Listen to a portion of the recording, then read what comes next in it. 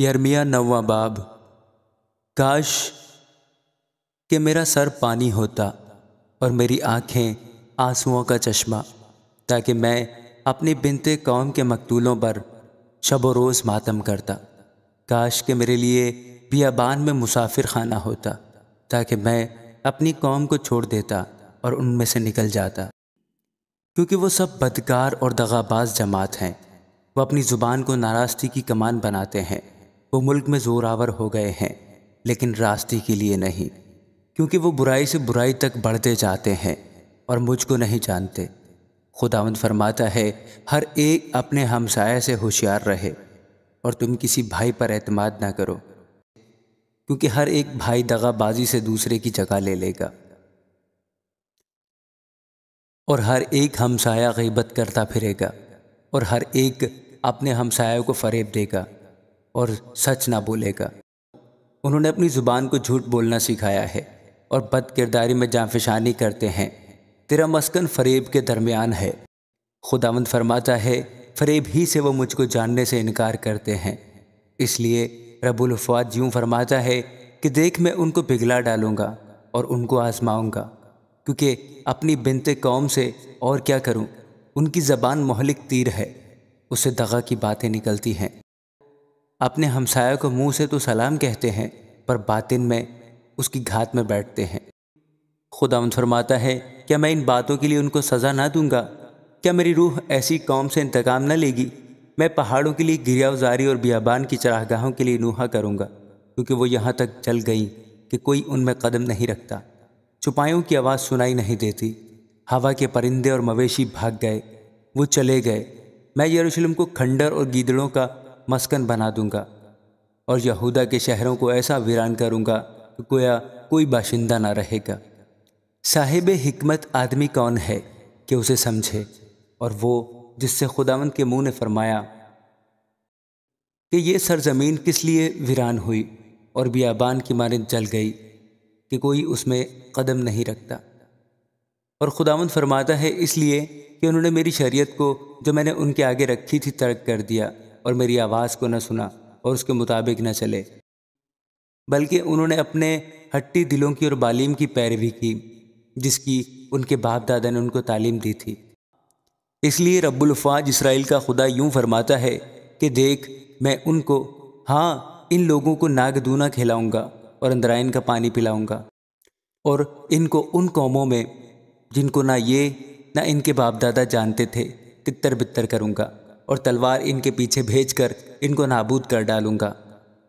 رب الافواج یوں فرماتا ہے کہ سوچو اور ماتم کرنے والی عورتوں کو بلاؤ کہ آئیں، اور ماہر عورتوں کو بلوا بھیجو کہ وہ آئیں اور جلدی کریں اور ہمارے لیے نوحہ اٹھائیں، تاکہ ہماری آنکھوں سے آنسو جاری ہو اور ہماری پلکوں سے سیلاب عشق بہہ نکلے۔ یقیناً صیون سے نوحہ کی آواز سنائی دیتی ہے، ہم کیسے غارت ہوئے، ہم سخت رسوا ہوئے، کیونکہ ہم وطن سے آوارہ ہوئے اور ہمارے گھر گرا دیے گئے۔ اے عورتوں، خداوند کا کلام سنو، اور تمہارے کان اس کے منہ کی بات کو قبول کریں، اور تم اپنی بیٹیوں کو نوحہ گری اور اپنی پڑوسنوں کو مرثیہ خوانی سکھاؤ، کیونکہ موت ہماری کھڑکیوں میں چڑھ آئی ہے اور ہمارے قصروں میں گھس بیٹھی ہے، تاکہ باہر بچوں کو اور بازاروں میں جوانوں کو کاٹ ڈالے۔ کہہ دے، خداوند یوں فرماتا ہے کہ آدمیوں کی لاشیں میدان میں کھاد کی طرح گریں گی، اور اس مٹھی بھر کی مانند ہوں گی جو فصل کاٹنے والے کے پیچھے رہ جائے، جسے کوئی جمع نہیں کرتا۔ خداوند یوں فرماتا ہے کہ نہ صاحب حکمت اپنی حکمت پر، اور نہ قوی اپنی قوت پر، اور نہ مالدار اپنے مال پر فخر کرے، لیکن جو فخر کرتا ہے اس پر فخر کرے کہ وہ سمجھتا ہے اور مجھے جانتا ہے کہ میں ہی خداوند ہوں جو دنیا میں شفقت و عدل اور راست بازی کو عمل میں لاتا ہوں، کیونکہ میری خوشنودی انہی باتوں میں ہے۔ خداوند فرماتا ہے، دیکھ وہ دن آتے ہیں، خداوند فرماتا ہے، جب میں سب مختونوں کو نامختونوں کے طور پر سزا دوں گا، مصر اور یہودا اور ادوم اور بنی امون اور مواب کو، اور ان سب کو جو گاؤ دم داڑھی رکھتے ہیں، جو بیابان کے باشندے ہیں، کیونکہ یہ سب قومیں نامختون ہیں، اور اسرائیل کا سارا گھرانہ دل کا نامختون ہے۔ آمین۔ یرمیہ 10واں باب۔ اے اسرائیل کے گھرانے، وہ کلام جو خداوند تم سے کرتا ہے سنو۔ خداوند یوں فرماتا ہے کہ تم دیگر اقوام کی روش نہ سیکھو، اور آسمانی علامات سے ہراساں نہ ہو، اگرچہ دیگر اقوام ان سے ہراساں ہوتی ہیں کیونکہ ان کے آئین بطالت ہیں۔ چونکہ کوئی جنگل میں کلہاڑی سے درخت کاٹتا ہے جو بڑئی کی ہاتھ کا کام ہے، وہ اسے چاندی اور سونے سے آراستہ کرتے ہیں اور اس میں ہتھوڑوں سے میخیں لگا کر اسے مضبوط کرتے ہیں تاکہ قائم رہے۔ وہ کھجور کی مانند مخروطی ستون ہیں پر بولتے نہیں، ان کو اٹھا کر لے جانا پڑتا ہے کیونکہ وہ چل نہیں سکتے۔ ان سے نہ ڈرو کیونکہ وہ نقصان نہیں پہنچا سکتے اور ان سے فائدہ بھی نہیں پہنچ سکتا۔ اے خداوند، تیرا کوئی نظیر نہیں، تو عظیم ہے اور قدرت کے سبب سے تیرا نام بزرگ ہے۔ اے قوموں کے بادشاہ، کون ہے جو تجھ سے نہ ڈرے؟ یقیناً یہ تجھ ہی کو زیبا ہے، کیونکہ قوموں کے سب حکیموں میں اور ان کی تمام مملکتوں میں تیرا ہمتا کوئی نہیں، مگر وہ سب حیوانی خصلت اور احمق ہیں۔ بتوں کی تعلیم کیا، وہ تو لکڑی ہیں، ترسس سے چاندی کا پیٹا ہوا پتھر اور اوفاس سے سونا آتا ہے جو کاریگر کی کاریگری اور سنار کی دستکاری ہے۔ ان کا لباس نیلا اور ارغوانی ہے اور یہ سب کچھ ماہر استادوں کی دستکاری ہے۔ لیکن خداوند سچا خدا ہے، وہ زندہ خدا ہے اور ابدی بادشاہ ہے۔ اس کے قہر سے زمین تھر تھراتی ہے اور قوموں میں اس کے قہر کی تاب نہیں۔ تم ان سے یوں کہنا کہ یہ معبود جنہوں نے آسمان اور زمین کو نہیں بنایا، زمین پر سے اور آسمان کے نیچے سے نیست ہو جائیں گے۔ اس نے اپنی قدرت سے زمین کو بنایا، اسی نے اپنی حکمت سے جہان کو قائم کیا اور اپنی عقل سے آسمان کو تان دیا ہے۔ اس کی آواز سے آسمان میں پانی کی فراوانی ہوتی ہے اور وہ زمین کی انتہا سے بخارات اٹھاتا ہے۔ وہ بارش کے لیے بجلی چمکاتا ہے اور اپنے خزانوں سے ہوا چلاتا ہے۔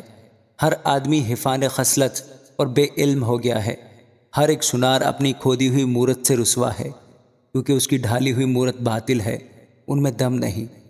وہ باطل فعل فریب ہیں، سزا کے وقت برباد ہو جائیں گے۔ یعقوب کا بقرہ ان کی مانند نہیں، کیونکہ وہ سب چیزوں کا خالق ہے اور اسرائیل اس کی میراث کا عصا ہے، رب الفواج اس کا نام ہے۔ اے محاصرہ میں رہنے والی، زمین پر سے اپنی گٹھری اٹھا لے، کیونکہ خداوند یوں فرماتا ہے کہ دیکھ، میں اس ملک کے باشندوں کو اب کی بار گویا فلاخن میں رکھ کر پھینک دوں گا اور ان کو ایسا تنگ کروں گا کہ جان لیں۔ ہائے میری خستگی، میرا زخم دردناک ہے اور میں نے سمجھ لیا کہ یقیناً مجھے یہ دکھ برداشت کرنا ہے۔ میرا خیمہ غارت کیا گیا اور میری سب تنابیں توڑ دی گئیں۔ میرے بچے میرے پاس سے چلے گئے اور وہ ہیں نہیں۔ اب کوئی نہ رہا جو میرا خیمہ کھڑا کرے اور میرے پردے لگائے، کیونکہ چرواہے حیوان بن گئے اور خداوند کے طالب نہ ہوئے، اس لیے وہ کامیاب نہ ہوئے اور ان کے سب گلے تتر بتر ہو گئے۔